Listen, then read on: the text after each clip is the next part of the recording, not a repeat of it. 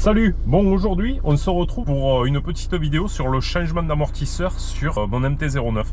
Donc voilà, en fait, je vais faire cette vidéo parce que quand j'ai voulu le changer, c'est très compliqué de trouver des vidéos en français, des explications en français. On en trouve en anglais. On en trouve sur d'autres modèles, comme le MT-07. Par contre, sur le MT-09, voilà, c'est compliqué. C'est pour ça que je me suis dit, on va filmer ça. Je le change, on sait tous pourquoi. Il n'y a plus besoin de dire que voilà, les amortisseurs du MT-09 c'est un peu des pompes à vélo. Quand je fais du duo, c'est un peu compliqué.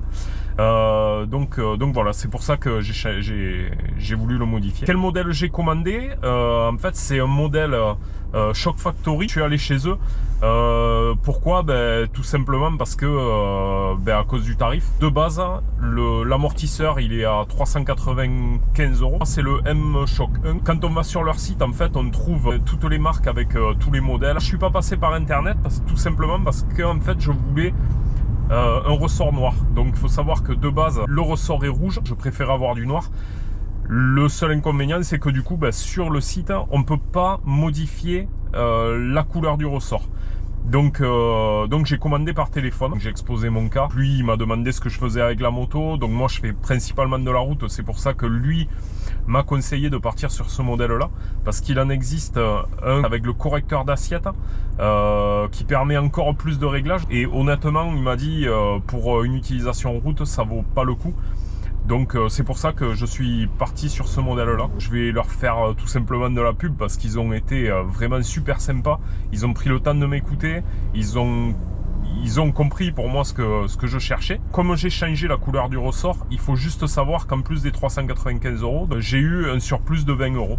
Voilà, justifié ou pas, je sais pas, mais voilà, il faut le savoir quand on passe la commande. Il y a ce petit surplus. Niveau délai, j'ai commandé l'amortisseur hier à 11 h. À 11 h, il est le lendemain, il est déjà sur le point relais. Je vous invite à aller voir des vidéos qui sont faites sur leur façon de travailler. Là, je vais aller le récupérer et on ouvre ça ensemble après. Ça y est, je viens de récupérer l'amortisseur. On a l'amortisseur qui est là. On a des autocollants. Ça, c'est la facture. Ça, c'est en fait le descriptif de l'amortisseur. Le modèle de la moto pour laquelle on l'a commandé. Toutes les références, les numéros de série. Et là, en fait, il nous donne les réglages d'usine. Il faut savoir que l'amortisseur, en fait, quand on le reçoit, il est prêt à utiliser, prêt à monter. Donc, voilà, il vous donne les réglages. Si jamais on se met à régler, à modifier des choses, on sait que d'usine, pour notre poids, notre utilisation, en fait, c'est les réglages que eux ont mis. On a aussi une clé pour régler la compression du ressort. Et maintenant, l'amortisseur en lui-même. Voilà. Ce que je vous disais tout à l'heure, c'est le ressort noir. La molette, honnêtement, j'y ai pas pensé. Bon, là, elle est rouge, mais j'y ai pas pensé. Donc ça, c'est molette de réglage.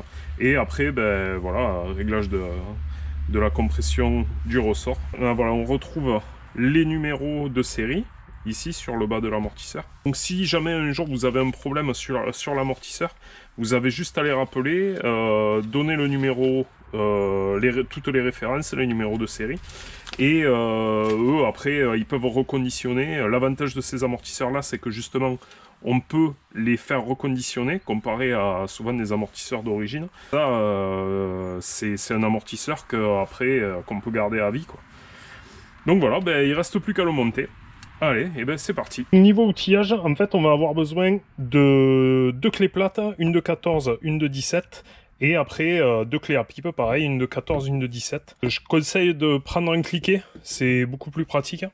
Maintenant, on va passer sur le bras oscillant parce qu'il y a une partie un peu galère.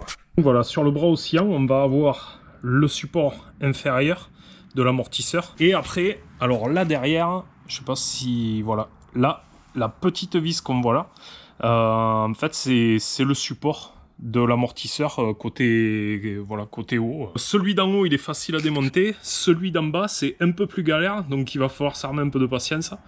Et voilà, donc surtout, il faut penser à les débloquer avant de soulager en fait la roue arrière de la moto. Parce que pour démonter l'amortisseur, on va devoir soulager le bras oscillant, puisque c'est lui qui soutient la moto à l'arrière. Tout simplement pour la suspendre, j'ai mis une cale avec un cric. Et il faut juste que la roue arrière en fait soit soulagée. Donc là on repose sur la roue avant et la béquille, voilà, donc là c'est assez stable. Et donc il faut uniquement soulager la roue arrière pour pouvoir enlever l'axe sur l'amortisseur. Voilà, allez, ben on attaque ça.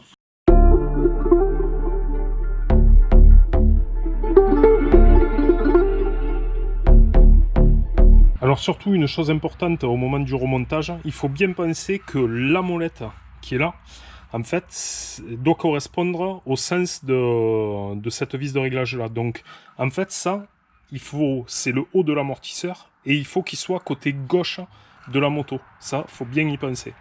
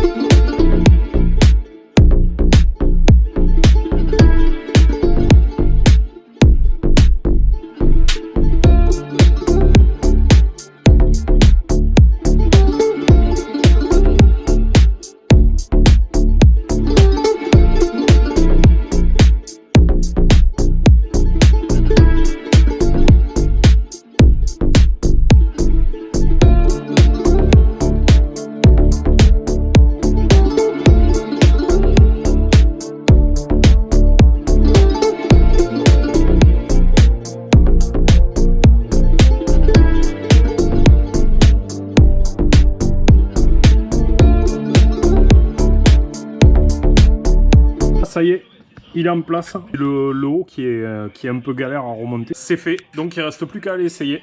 Ça y est, je viens d'aller l'essayer. Donc première impression à chaud. Déjà à la montée, donc dès qu'on monte sur la moto, ben, on le sent de suite, elle s'écrase beaucoup moins. Ensuite, ben, en roulant, en fait, ça absorbe beaucoup plus les aspérités. Ou alors j'ai vraiment l'impression qu'on les sent beaucoup moins en fait. Moi je m'attendais à quelque chose de plus dur, un amortissement plus ferme et du coup qu'on le ressente et que ce soit beaucoup moins confortable. Ben, en fait c'est tout l'inverse. Il n'y a pas du tout de compression, l'amorto il absorbe vraiment mieux. Sur les accélérations, ben, on a moins l'impression que l'arrière s'écrase, ou en tout cas c'est beaucoup plus progressif, mais on a plus cette impression d'écrasement et du coup de délestage de l'avant.